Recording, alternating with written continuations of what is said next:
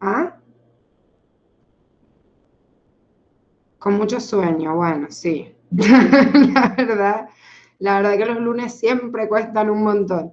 Pero bueno, por eso dejamos como de reserva para seguir haciendo un repasito y no arrancar desde con una unidad nueva, si no se iban a morir.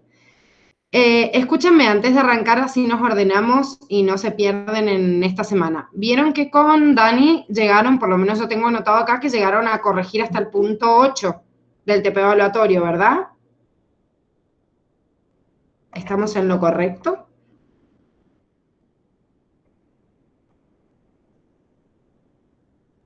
Che, díganme sí o no, que ya veo que anotado en otro cuadradito, por eso les estoy preguntando.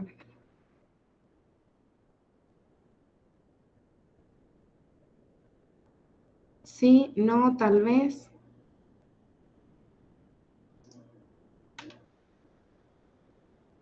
Creo que sí. Bien, se ve que el sueño llega hasta que no saben ni qué han corregido, che.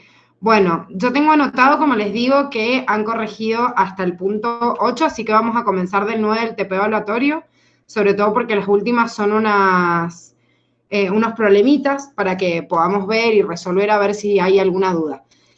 Cuando terminemos con esto, podemos ver dudas en general de la unidad, si tienen preguntas o de ejercicios que no sean de este TP evaluatorio, sean del otro, lo que quieran, es clase de repaso. Ahora, desde mañana, ustedes recuerden que están asignados a rendir martes, miércoles y jueves. O sea que el día que a ustedes les toque ir al instituto va a ser el día que van a rendir el examen. Si alguno no puede ir en la presencialidad, tiene que avisar con tiempo para que nosotros podamos programar y que Dani en paralelo mañana y no otro día les mande el examen. ¿Por qué mañana? Porque mañana es el día asignado para rendir en la virtualidad. Si a alguno le tocaba ir el jueves y hasta el jueves no se dio cuenta que igual no iba a poder ir, entonces lo que tiene que hacer es mandarle un mensajito a la tutora para que los anote el día de recuperación, que es el día viernes, y les van a mandar un PDF para rendir por PDF, pero el viernes, ¿sí? Todos los que sepan de antemano que no van a ir esta semana, bueno, rendirán mañana de forma virtual en su horario de clases. Si no, los que no van mañana al instituto y les toca miércoles o jueves ir, mañana tienen como un bache en el que recuerden que se tienen que poner a leer la unidad siguiente porque va a ser el día de examen virtual, digamos, y Dani arranca el miércoles y el jueves con ecología, que es la unidad 8. Entonces, los que estén miércoles o jueves en el instituto, como rinden, en paralelo después van a tener que ver la clase de esto de ecología. Por eso les recomiendo los que vayan el miércoles o el jueves al instituto, que mañana se pongan a leer la primera partecita de ecología, así ya van ambientándose con lo que va a desarrollar Dani esta semana. Bien, vamos a meternos entonces en este ejercicio, en este problemita, que les decía, las siguientes descendencias respecto de los grupos sanguíneos son correctas excepto. O sea, yo tengo que marcar lo que estaba mal en este problema. La primera opción, porque no me dice nada la consigna, si yo no me meto en cada una de las preguntas, no entiendo qué me está pidiendo. La primera me dice, dos progenitores del grupo A pueden tener entre ambos descendencia que sea A y 0.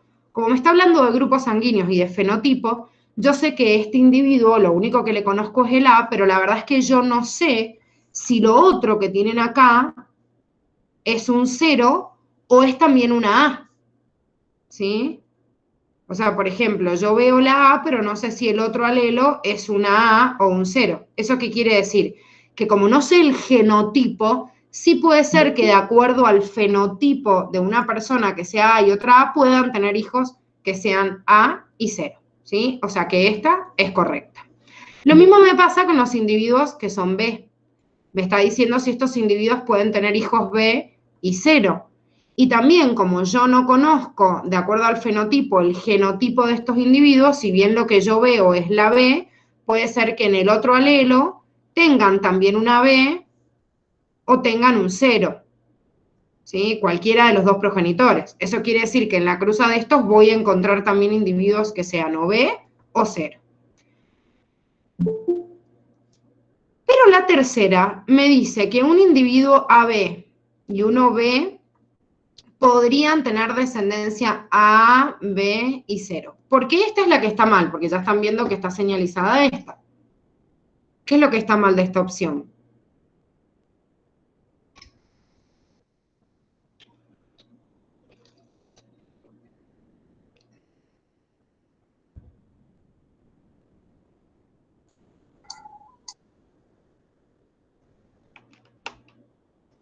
¿Ninguno sabe?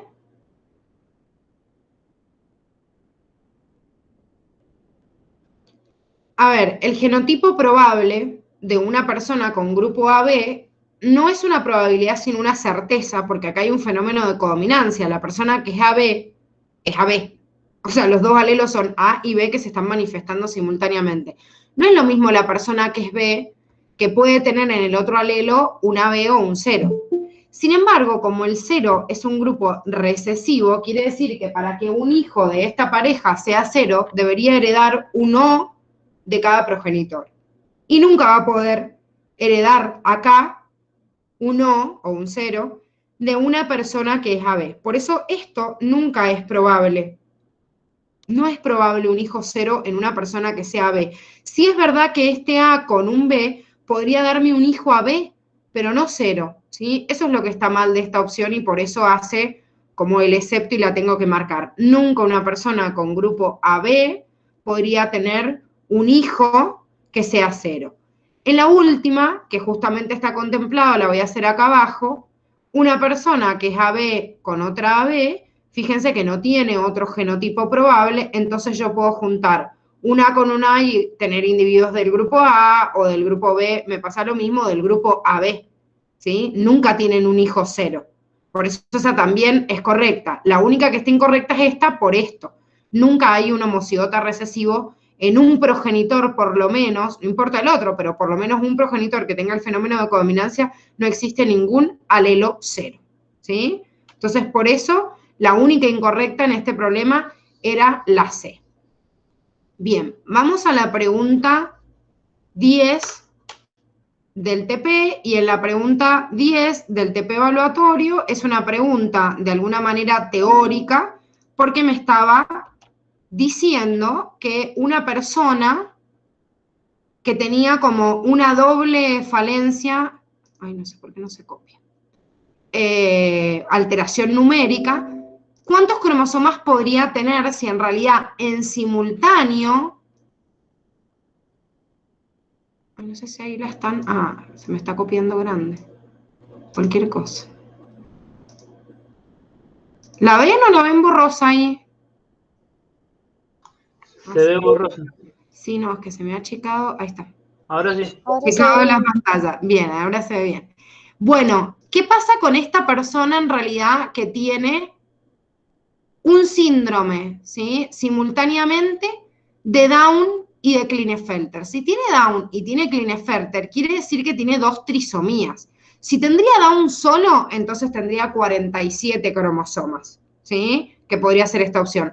Si tiene Klinefelter solo, podría tener 47 cromosomas. Sin embargo, tiene los dos. Entonces, como tiene una trisomía en el par 21, eso quiere decir que tiene 3 cromosomas 21, ¿sí? Y además de eso, Klinefelter es X, Y, tiene un cromosoma X de más, tiene 2 cromosomas de más. Entonces, tiene una trisomía en uno, una trisomía en el otro, en total va a tener 48 cromosomas. Ojo con esto, es muy poco probable que suceda. Imagínense que una persona, ya es raro en realidad que tenga una trisomía y que sobreviva, salvo que sea de estos dos que justamente sobreviviente, entonces puede pasar. No van a haber trisomías en otro tipo de cromosomas porque algunos son incompatibles hasta con la vida. Es más, el cromosoma 13 y 18, que la facultad se los da como parámetro, recuerden ustedes, y esto es muy importante, que las trisomías del 13 y 18 desarrollan enfermedades como Edward y Patot, en el cual, por ejemplo, las personas que tienen síndrome de Patot a veces no viven ni más de 2 o 3 días. Y con Edward también, porque hay fallas cardíacas sistémicas, o sea que es bastante complicado la supervivencia, ni hablar de otras trisomías que directamente no existen. Entonces, ya que se sobrevive una trisomía es raro, encima que se den 2 también, pero bueno, como es una pregunta teórica, yo teóricamente tengo que decir sí, tiene doble trisomía, entonces hay 48 cromosomas. Bien, vamos al 11. En el 11 me dicen, una población de 100 personas, o sea, el total de los individuos, 30 tienen un genotipo que determina la polidactilia. O sea, hay 30 que son polidactílicos. Polidactílico significa que tienen más de 20 dedos, ¿sí? Eso significa la polidactilia. Eso quiere decir que los otros 70 son normales, o sea, tienen 20 dedos como cualquiera. De esos 30 me dice, hay 10 personas que tienen 23 dedos. O sea, me está hablando de la manifestación fenotípica de la patología. Pero hay otros 20 que tienen 28 dedos. Bien, ahora fíjense una cosa. Me están dando un margen de una población total que son 100. Y yo tengo 30 personas que tienen un genotipo de polidactilia.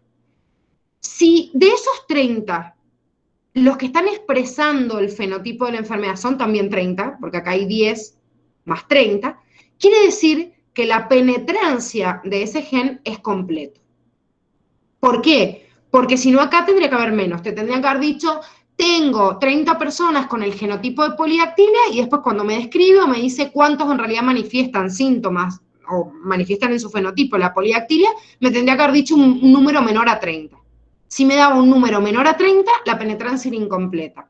¿Por qué es completa? Porque de los 30, 30 están manifestando el fenotipo de ese genotipo. Sin embargo, la expresividad me dice que son las distintas formas de expresión de una patología. Si bien la polidactilia tiene una penetrancia bastante completa, tiene una expresividad variable. ¿Por qué?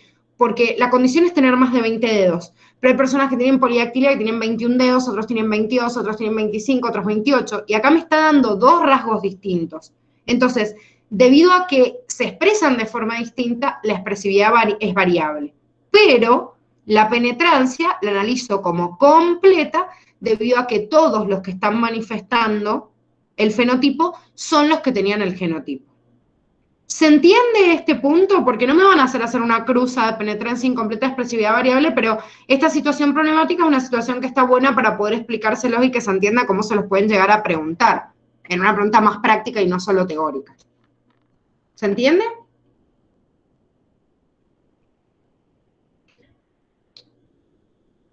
¿Sí o no? Sí, profe. Bien. Rafa ahí pregunta si el síndrome de Klinefelter codifica el fenotipo del hermafroditismo. El hermafroditismo es bastante complejo porque no es una patología que necesariamente tenga que ser genética, sino que se puede tener un hermafroditismo que puede ser congénito y no genético. O sea, tus genes están normales, pero algo en el desarrollo embriológico se alteró y te dio el origen, por ejemplo, de dos formaciones de órganos sexuales. Hay hermafroditismos que sí son genéticos y en los que haya hermafroditismo genético puede suceder que la persona o tenga Klinefelter o tenga Turner o tenga triple I, bueno, haya alguna falencia de expresión cromosómica y eso me lo condicione, ¿sí? Pero no en el 100% del hermafroditismo hay Klinefelter, ¿sí, Rafa? O sea, es como, depende del caso porque el hermafroditismo es una patología en la cual se analiza como una enfermedad multifactorial en la cual puede haber una falla genética, puede haber una falla congénita, o sea, donde afecte el paratipo, y ahí sí una malformación en los órganos sexuales. ¿Puede venir escrita en los genes o no? Emma dice que quiere decir que son variables. De esto de la expresividad, quiere decir que la expresión de este fenotipo en este sentido es variable.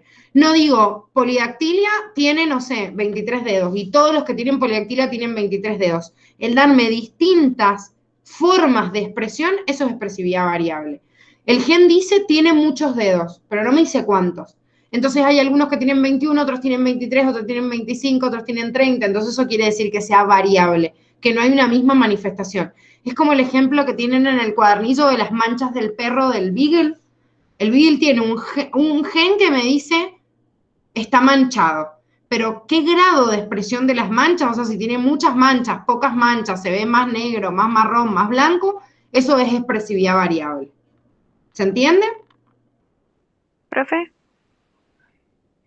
Sí, la polidactilia depende también de si tenés más dedos o menos dedos de lo normal o solamente más dedos. no, más, poli es mucho. Poli es tener más. Tener menos dedos puede ser por distintas causas, pero la polidactilia me condiciona a tener más y no menos. O sea, hay un desarrollo en los huesos que tienen que haber, pero alguno de ellos como que se genera de más, que a veces son dedos como incompletos. Cuando les digo dedos incompletos, es que a veces se desarrolla la parte ósea, pero no la parte cartilaginosa, entonces a veces son dedos móviles funcionales y otras veces no, directamente no tienen función, pero no es el mismo gen, Belu, ¿entendés? El que codifica para más o para menos. Claro, eso me había equivocado porque al hacer ese punto yo me acordaba del ejemplo que nos había dado de los pollitos, que de cada 10 pollitos, 7 tenían plumas y los otros no. Entonces, bueno, yo me guié por eso y lo hice mal. Claro, es que eso es lo que te tenés que guiar, pero en ese pollito que no tiene plumas o tiene plumas, es penetrancia completa, ¿sabes? Es lo que te pierde el problema, que te dice, de 100 individuos, 30 tienen el genotipo. Entonces vos decís, no, de 100 solo 30, entonces uno piensa como en esa penetrancia incompleta, pero no, te dice, la población total es de 30, pero te dice, de 30 personas, de 30 que tienen, digamos, polidactilia, 10 tienen tantos y 20 tienen tanto, pero te dice, de los 30 que tienen el genotipo, te está hablando de la expresión del fenotipo también de 30. Entonces, si vos sumas esos 10 y esos 20, más los otros 30 que te dijo son 30 y 30, por eso no es comparable con el del pollito. El del pollito te decía, o no sé, decir un pollito que miércoles en ese dibujo que es horrible, pero es el único que está en internet de penetrancia incompleta, es como, tienen plumas y el otro no tiene directamente, o sea, no tiene nada. Es como que acá vos tuvieras el gen de la polidactilia, pero no tenés polidactilia. Tenés 20 dedos normal. Entonces ahí sería penetrancia incompleta. ¿Se entiende? Sí, profe, quedó más claro, gracias. De nada. Eso es lo que se tienen que fijar. Diferencia entre genotipo y fenotipo. El genotipo dice una cosa. Bien, el fenotipo lo refleja en todo el número de individuos, entonces penetrancia completa. Es incompleta cuando el gen dice una cosa, pero la expresión del fenotipo dice otra. Eso es penetrancia completa e incompleta. La expresividad variable es que yo tengo el genotipo y también tengo el fenotipo, pero el fenotipo se manifiesta en formas distintas en la población. Es como, en casos concretos, es difícil verlo en el ser humano porque es difícil que un gen sea así, por ejemplo, como este de la polidactilia, pero supongamos, no sé, les doy un ejemplo burdo, pero para que se entienda. Si yo tengo un gen, o sea, genotipo, que dice, qué sé yo, color de ojos verdes, ¿sí? Y yo analizo, esto es el genotipo, ¿sí? Me dice el color de ojos verdes. Después, el fenotipo es lo que yo veo, ¿sí? O sea, realmente los ojos son verdes. Bien, si yo tengo acá 100 personas que en su genotipo dice color de ojos verdes y el fenotipo, las 100 tienen los ojos verdes, eso es penetrancia completa. Penetrancia incompleta es que aunque 100 personas tengan el genotipo de ojos verdes, acá tenga menos de 100, por ejemplo, no sé, 90 personas. Y las otras 10, no sé, las otras 10, por ejemplo, tienen, no sé, ojos celestes. O sea, no se condice el fenotipo con el genotipo. Si en el genotipo está escrito una cosa y en el fenotipo yo no veo la totalidad, es penetrancia incompleta. La expresividad variable, en cambio, no se fija en la cantidad porque asume que la cantidad es el total. O sea, por ejemplo, si yo estoy viendo esto, supongamos que tengo una penetrancia completa de los 100 que dice el genotipo, acá 100 tienen los ojos verdes, pero hay, no sé, 30 que tienen color verdes claros, otros, no sé, 40 verde, qué sé yo, cómo ponerle, verde musgo, no sé, los otros 30 verde oscuro, por ponerle tonos, pero son todos verdes. Entonces, la diferencia está en que los 100, fíjense, sumo y tengo 100, los 100 tienen ojos verdes, pero el grado es distinto. Entonces, cuando yo veo un verde bien clarito, un verde musgo, digo, son distintos tonos, quizás son distintos genes. No, es una expresión variable del mismo gen. Es lo mismo que en el ejemplo de la polidactilia. Tiene polidactilia, pero uno tiene 23 y el otro 28, entonces yo puedo pensar, hay un gen que dice que tengo que tener 23 dedos, hay otro que dice que tengo que tener 24, hay otro que dice que tengo que tener 28. No, es un solo gen que me dice tengo muchos dedos, pero tiene un grado de manifestación variable dependiendo del individuo. Yo tengo el alelo que dice tengo más de 20 dedos, pero cuántos sean y ya depende del individuo. ¿Se entiende esta diferencia? Cami también que me decía que explicar, no sé si era esto lo que querías que explicara de vuelta u otra cosa.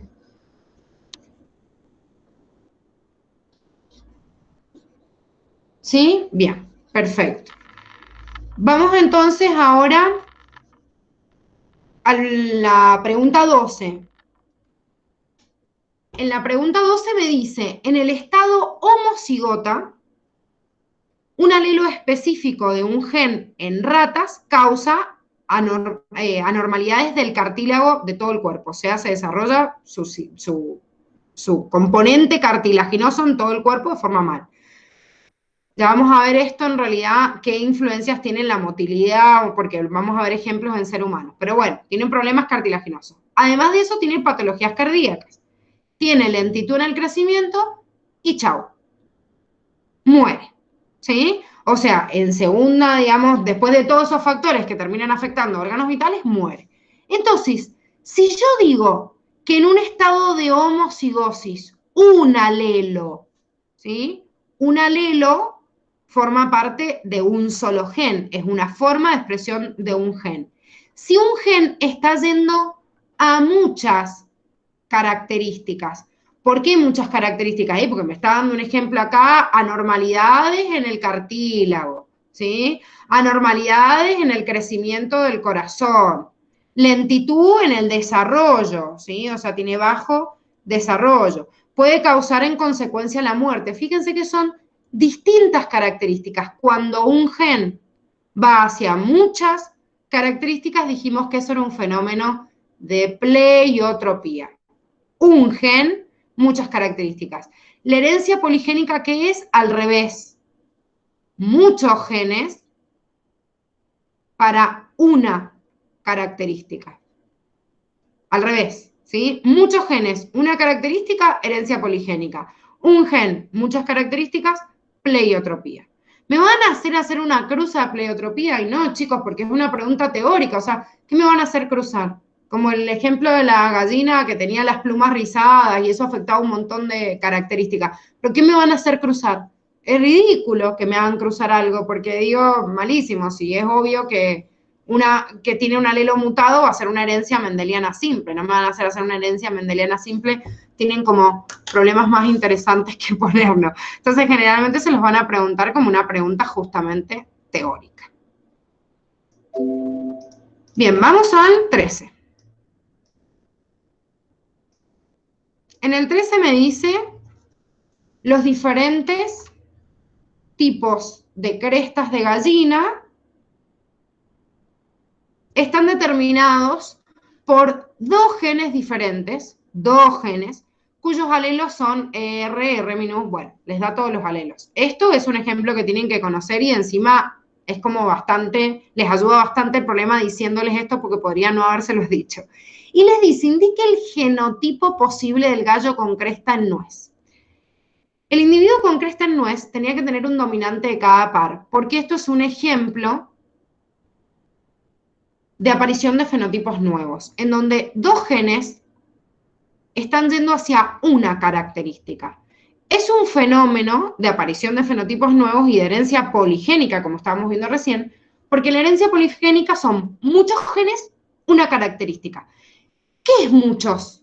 Y muchos es por lo menos más de dos, porque un gen y una característica es lo que había estudiado Mendel. Tengo un gen, voy a una característica, un gen, una característica. Ahora, ¿qué pasa si tengo más de uno? Y bueno, si tengo más de uno, entonces ya estoy ante un evento de una excepción. Esta es una excepción. Tengo dos genes y no uno para una característica. El tema es que en este fenómeno de aparición de fenotipos nuevos, la teoría me dice, en el de la cresta de gallina, que es muy conocido, que el R me codifica para la cresta en roseta y la P para la cresta en guisante. Entonces, tengo dos formas de expresión si tengo un dominante de cada uno, pero si ambos están a la vez, como acá, entonces tengo la cresta en nuez. La ausencia de ambos hace la ausencia de la presentación de estas características, entonces se desarrolla una cresta que se llama simple, o sea, como sin ninguna afectación de la dominancia de ninguno de los otros dos alelos. Entonces, ¿qué me tengo que fijar? Cualquiera en donde haya un dominante R y un P, que en este caso es esta respuesta, porque en realidad yo podría haber puesto esto, podría haber puesto esto, este o este, y cualquiera de esos 4 genotipos serían la cresta en nuez, porque tiene por lo menos un dominante de R, por lo menos uno, y por lo menos un dominante en P. ¿Se entiende?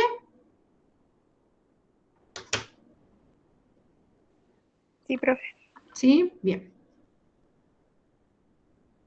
Bueno, vamos ahora entonces al último problemita, que era el 14.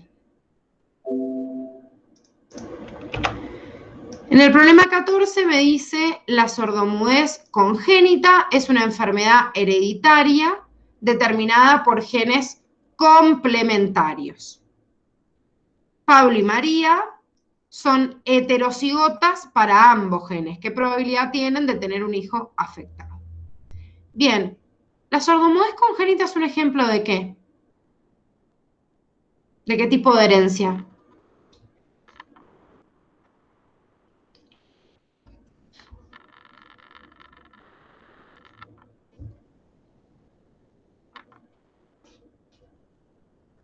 ¿Ninguno?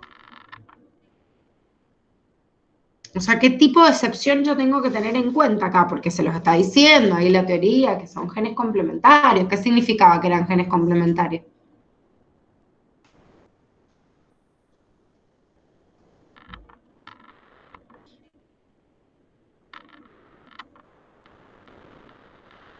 Profe, ¿no es la pleiotropía? No, sordomudez congénita ahí te dice que es un tipo de fenómeno de genes complementarios. O sea, acuérdense que la epistasia tiene manifestación como genes complementarios o genes suplementarios.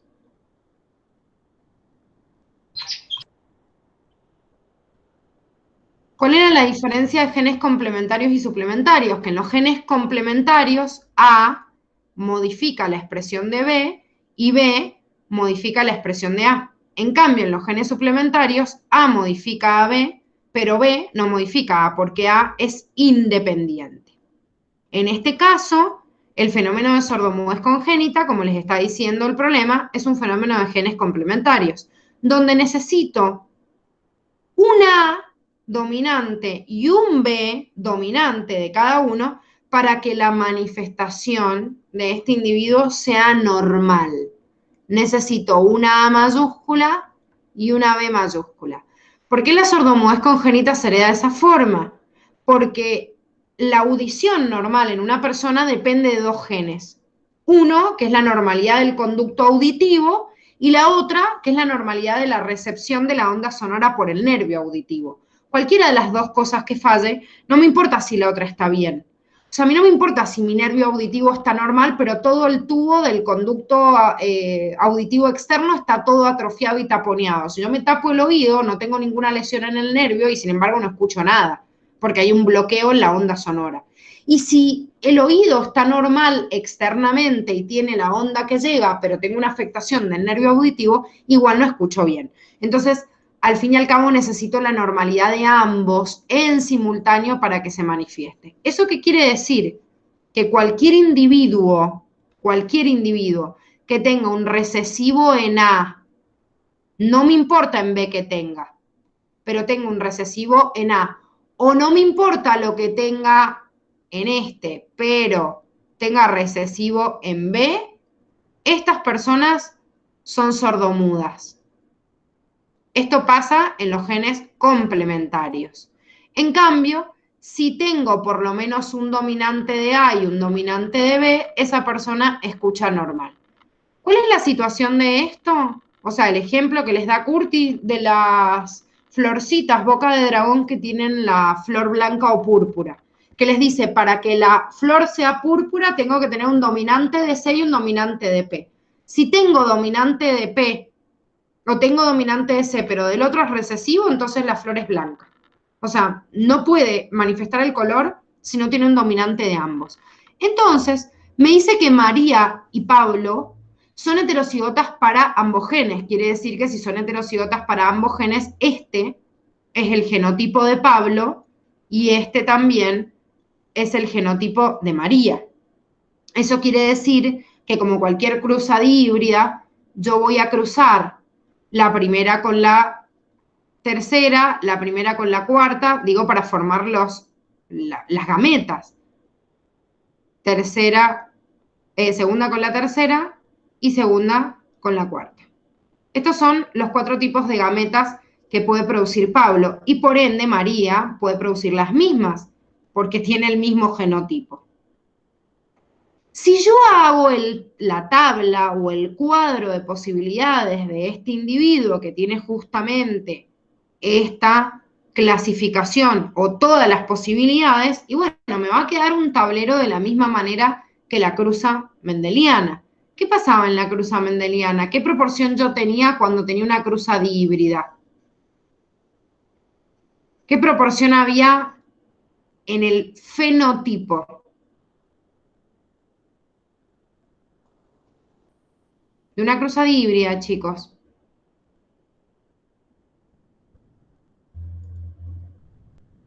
Bueno, bien, 9331. 9331 es justamente el condicionante, o sea, digamos, la manifestación del fenotipo. ¿Qué pasaba en esto? En estos genes complementarios. ¿Qué excepción tenía esa cruza? Porque estoy cruzando 2 heterocigotas, es igual como esa cruza, como la cruza dihíbrida de Mendel. ¿Qué proporción me aparecía en vez de 9331? En genes complementarios. Bien, 9,7, como dice Julie, ¿sí? ¿Por qué 9,7? Y porque yo tengo justamente, fíjense, si nosotros completamos acá, acuérdense que habíamos hecho la cruza entre todos los alelos, digamos, posibles, y en un doble heterocigota yo voy a ver toda la misma cruza, el tablerito me va a quedar igual que el tablero de Mendel. Ahora, ¿qué tengo que ver? Esta persona, por ejemplo, que tiene un dominante de A y B, es normal, ¿sí? Esta persona, por ejemplo, tiene un dominante de A y B.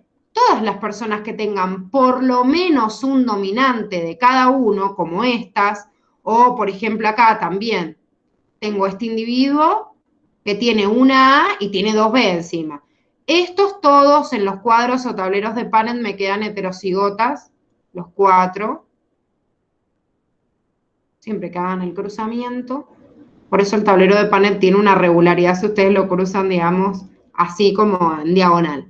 Si ustedes se fijan, tengo 1, 2, 3, 4, 5, 6, 7, 8, 9 personas que tienen por lo menos una A y una B, entonces son normales. En cambio, estos individuos de acá, por ejemplo, este tiene A, pero no tiene B. O sea, no tiene normalidad, por ejemplo, en el conducto auditivo.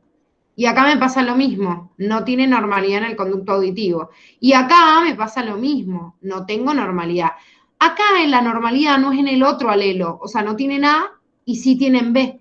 Pero no importa, no tienen uno de los dos y como se complementan en la manifestación, se complementan, bueno, entonces no aparece la normalidad, ni hablar en este que no tiene ni un solo alelo normal. Entonces, todas estas personas que son 7 van a ser sordomudas. Y justamente la situación problemática me dice qué probabilidad tenemos de tener un hijo afectado. Entonces, como me está preguntando por un hijo afectado, la respuesta correcta va a ser justamente esta, porque de lo que yo estoy viendo acá, la probabilidad de 2 personas normales, porque son heterocigotas, así que los dos escuchan bien, pero heterocigotas para esta patología en ambos genes, van a tener en una totalidad 7 individuos cada 16 afectados. Y los otros 9 normales. ¿Se entiende?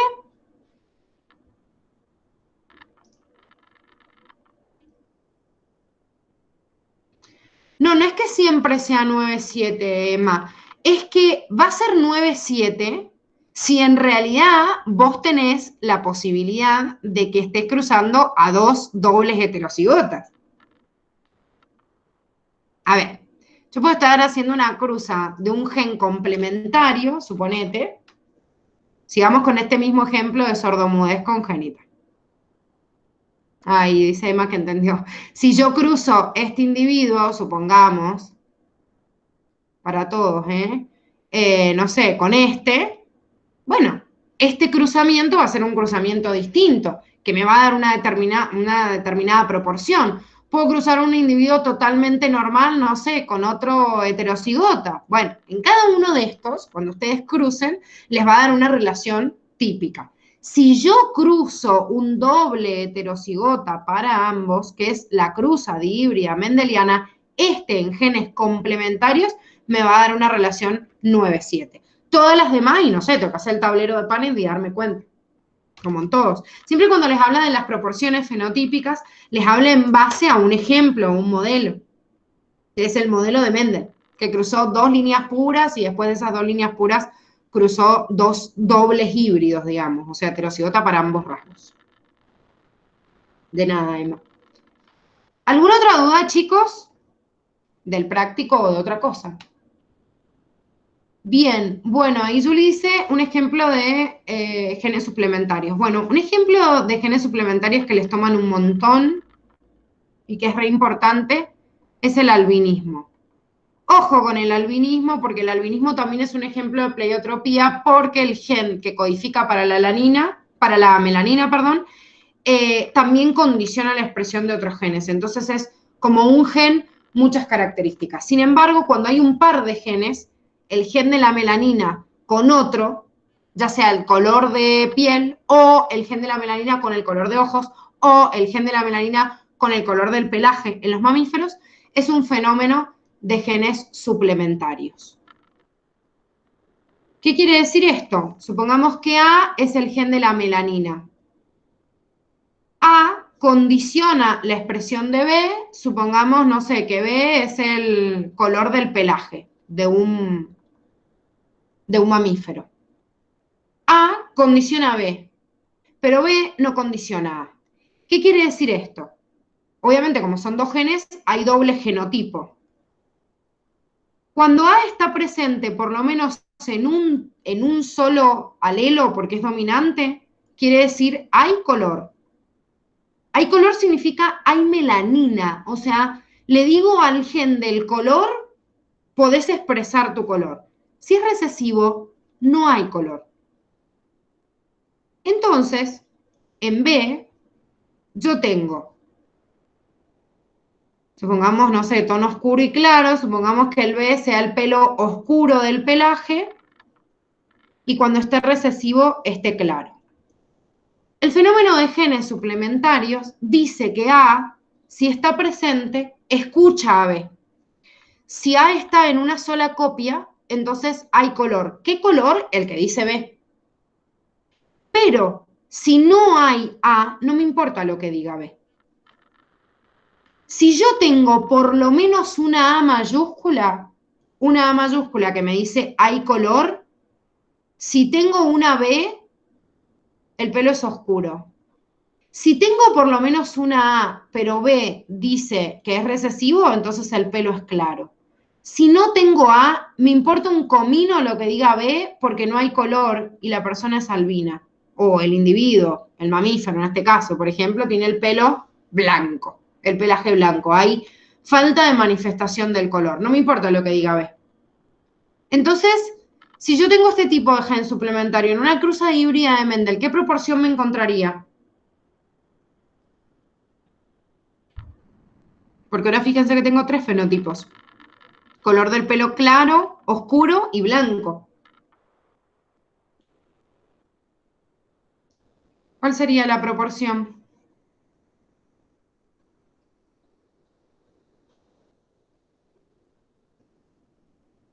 No, no es 9-3-3-1 porque 9-3-3-1 serían 4, o sea, 4 tipos de fenotipos. Acá hay 3. Fíjense, si yo cruzo, por ejemplo, a un doble heterocigota como estábamos haciendo con Mendel. ¿Qué voy a encontrar? Ay, tendría que guardarme un modelo de cuadrito, así no lo tengo que hacer 1000 veces para mostrárselos. Piensen, ¿cuántos no van a tener ni A ni B? ¿Y qué me daría como resultado esa cruza?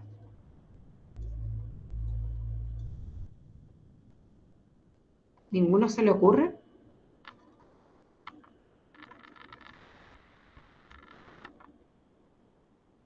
Miren, este está teniendo un dominante de A y de B. Bueno, ahí Julie dice 4. ¿4 de qué? 50 con color, 20. Bueno, Julie está diciendo 4 albinos, sí, perfecto. Hay 4 que son albinos. Ahora, Cami, esa proporción te daría una proporción si fuera una cruza monohíbrida, pero esto es una cruza dihíbrida. Fíjense que como Mendel el tablero es de 16. Entonces me quedan proporciones equiparables justamente a los 16. Fíjense, en todos los que estamos dibujando acá son individuos en los cuales yo voy a presentar un dominante en A y un dominante en B, que es lo que están viendo, ¿sí? Todos los que yo he pintado en azul son individuos que van a tener por lo menos un dominante en A y uno en B. El de A me está diciendo hay color y B me está diciendo el color es oscuro, ¿sí? Entonces van a ser 9 que son oscuros. Ahora, si yo me fijo en estos que dicen A, si hay color, después B dice que el color es claro. Entonces, si A dice hay melanina, pero B dice que es claro, van a haber 3 individuos que tienen el pelaje claro. Ahora, estos que no tienen un dominante de A, no me importa lo que diga B. No importa si es homocigota dominante como este, no importa si es heterocigota como este, no importa si es recesivo. No hay A, no hay color. Por eso, como decía Julie, de este tablero, 4 son albinos. Quiere decir que si se fijan, la proporción de individuos de esta cruza es 9, 3, 4. ¿Sí? No es 9-7 como en un genes complementarios. En genes suplementarios la proporción es 9-3-4. ¿Se entiende?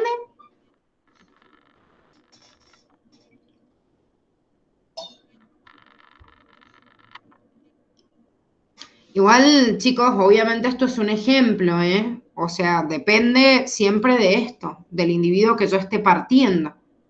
Y dependiendo de ello, obviamente, me voy a dar cuenta qué proporción me va a dar en la cruza que me estén haciendo específicamente. Había algunos que tenían dudas de un ejercicio, no me acuerdo quién me dijo en el grupito. Ah, no, Emma, era, que me habías dicho. ¿Qué duda tenías?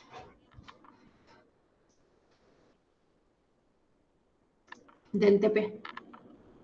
¿En el 15 de cuál? ¿Del complementario o del otro?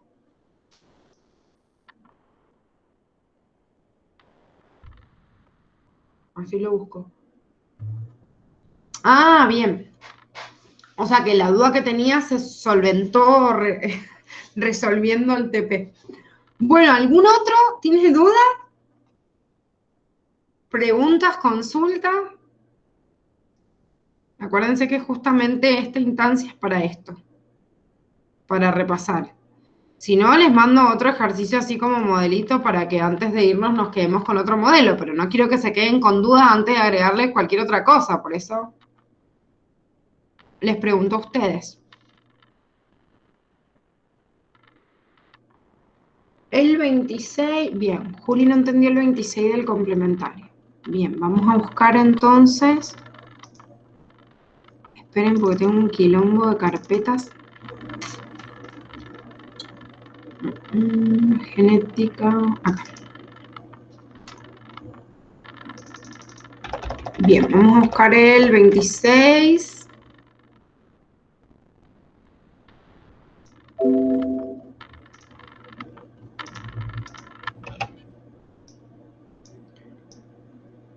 ¿Han alcanzado a hacer todos los trabajos prácticos o todavía no? Sinceramente.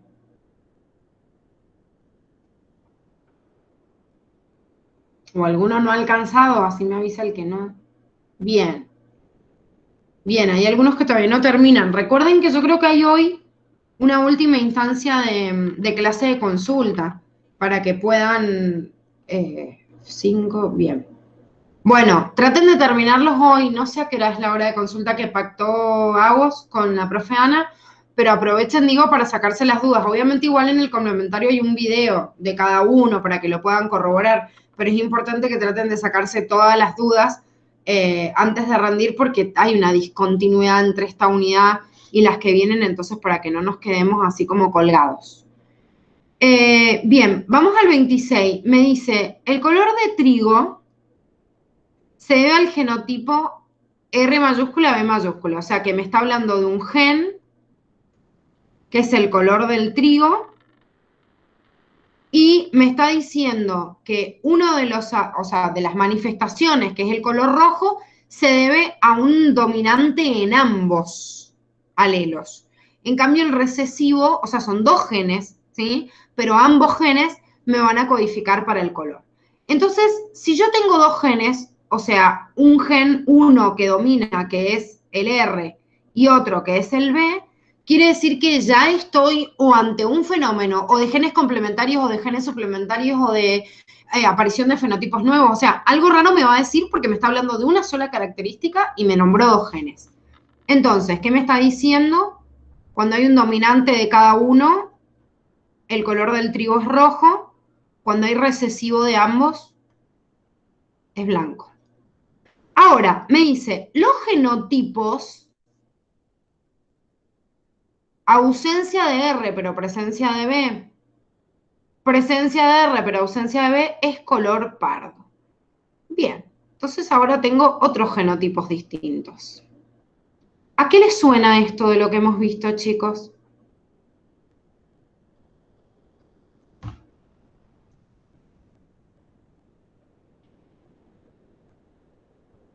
Acabamos de repasar genes. Sería como un fenómeno de genes complementarios, de genes suplementarios, de aparición de fenotipos nuevos. ¿De qué? Bueno, en genes suplementarios yo tendría que decir hay uno que domina sobre el otro. O sea que, ¿por qué me doy cuenta que no son en realidad suplementarios? Porque este o este, cualquiera de los dos, debería dominar sobre el otro. Si B sería epistático de R, pero R no sería epistático de B o al revés. Y bueno, y ahí yo le hice complementario y B lo hice aparición de fenotipos nuevos. Y ahí en realidad les digo que sí a las dos. Porque en realidad si ustedes se fijan en esto, es un fenómeno de genes complementarios. B se complementa con R para que aparezca un color, que es el color, por ejemplo, rojo, pero a la vez la ausencia de ambos no me da ese color pardo. Entonces es como que hay genes complementarios, pero también hay aparición de uno nuevo, porque el gen complementario solito tendría que decir este blanco y acá el dominante de cada uno debería ser, por ejemplo, pardo. Sin embargo, aparece como la presencia de ambos un color distinto. Entonces, como hay tres fenotipos, pero la combinación que me da es como aparición de fenotipos nuevos y como genes complementarios también, ambos a la vez. Entonces, ¿qué tengo que tener en cuenta? Y tengo que tener en cuenta este cuadro, chicos, para basarme en todo lo que vaya a hacer yo ahora en las cruzas, porque en realidad esto es lo que me da la tecla o la clave para saber qué es lo que es correcto. Si yo no tengo esto en cuenta en el problema, entonces no voy a poder tener en cuenta, obviamente, los resultados. O sea, me tengo que basar en esto, es el dato que me dio el problema. Bien, ahora, después de haber registrado esos datos, me dice, se cruza una variedad roja homocigota, ¿sí? Si es roja, pero es homocigota, la roja, dijimos, que se daba como con un dominante de cada uno. Si yo cruzo una variedad roja y homocigota, quiere decir que me está diciendo que es homocigota para ambos, porque no puede ser para uno y para el otro no. Y me dice que se cruza con una blanca, y yo ya sé que la blanca es recesiva para ambas. Entonces me está diciendo que estoy cruzando dos líneas puras. Esta es roja y esta es blanca. ¿Qué composición fenotípica esperan en la F1 y en la F2? Bueno, ¿qué va a pasar en la F1? Y en la F1 el 100% ya saben que son heterocigotas. Si hacen el cruzamiento, van a encontrar en los alelos esto. ¿De qué color son estos?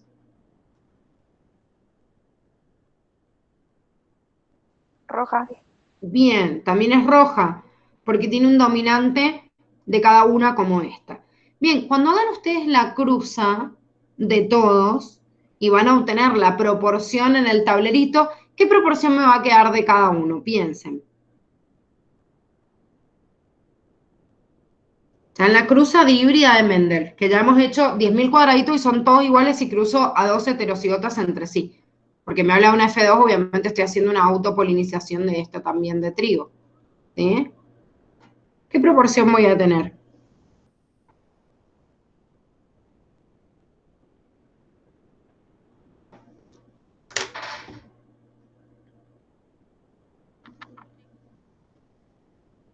Se quedaron todos mudos. Mitad rojas, mitad blancas, profe. ¿Y el pardo qué va a aparecer? ¿Qué pasa con el pardo? Miren, a ver, lo vamos a poner porque no voy a volver a hacer otro cuadrito, sino es un embole. Les voy a copiar uno como de ejemplo del otro, pero supongamos que estoy, en vez de RB, supongamos que es RA. Fíjense, olvídense la semillita, este es un ejemplo de Mendel, pero para que lo podamos visualizar. Si yo digo que si hay un dominante de cada uno es rojo, quiere decir que este sería rojo, este también, este también, este también, este también, este también, este también, este y este. Tiene un dominante de cada uno, o sea, me voy a encontrar 9 que son rojos. Pero la situación problemática, o sea, el problema que tengo acá me dice que cuando yo no tengo, o sea, tengo un R mayúscula, pero no tengo B, o sea, no tengo el otro, o viceversa, se daba el color pardo. Entonces, esta va a ser parda, esta también, porque fíjense que tiene recesivo en A y tiene solo R. Esta también va a ser parda, esta también y esta también, o sea que voy a tener 6 pardas y solo una, que es esta, que va a ser blanca. Fíjense que acá, como es un fenómeno de genes complementarios y superpuesto un fenómeno de fenotipos nuevos, la relación de dos heterocigotas me quedó 9-6-1. No me quedó ni 9-3-4, no me quedó ni 9-7, nada. O sea, me quedó con 3 porque hay complementarios y aparición de fenotipos nuevos, simultáneos. ¿Cómo me baso en lo que me da el problema, chicos? Porque la cruza que ustedes hacen, después la leen en base a esto. Cuando yo tengo una rayita acá, es ausencia de lo que estoy viendo, entonces lo puedo reemplazar por cualquier cosa. Todos los que yo les he marcado acá responderían a este genotipo, ¿sí? En vez de la A a la B, acuérdense que les copié un cuadrito, digamos, como de modelo de ejemplo. ¿Sí? Entonces la relación en ese problema me haría así. Bien, ahora esperen porque esta era la respuesta de esto, pero después me decía, si la F2 parda se cruza artificialmente al azar, ¿qué proporciones fenotípicas se esperan en la descendencia? Ahora, ¿hay un pardo? No, no hay un pardo, hay un montón de pardos. Entonces, ¿para qué está esta opción B en un problema como este, como el complementario? Para que se pusieran a hacer miles de cruzas y probaran. Porque a ver, si yo digo en la F2 parda, ¿quién es pardo? Y es pardo este genotipo también es pardo, este genotipo también es pardo y este genotipo también es pardo. Entonces, todos estos son pardos y todos son resultados de la cruza que yo tenía acá entre dos heterocigotas dobles. Entonces, tienen que hacer un montón de cruzas, este con este, o sea, este con este con este con este con este mismo, y así hacer todas las cruzas, es para que practicaran. Creo que ni siquiera en el video de resolución las tienen a todos porque es para que hagan cruzas y vean que en todas me puede dar una proporción distinta. No los vamos a hacer a todos, pues si no vamos a estar hasta mañana haciendo tableritos de pan. La idea es que ustedes lo practicaran. ¿Pero se entiende el problema?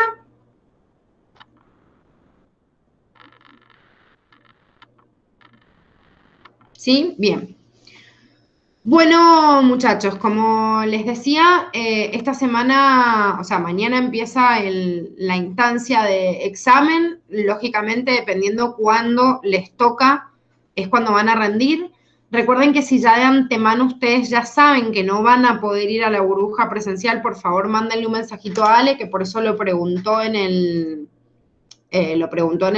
grupito ayer, para anotar a quiénes van, a quiénes no. ¿Por qué? Porque el que avisa que no va, yo, por ejemplo,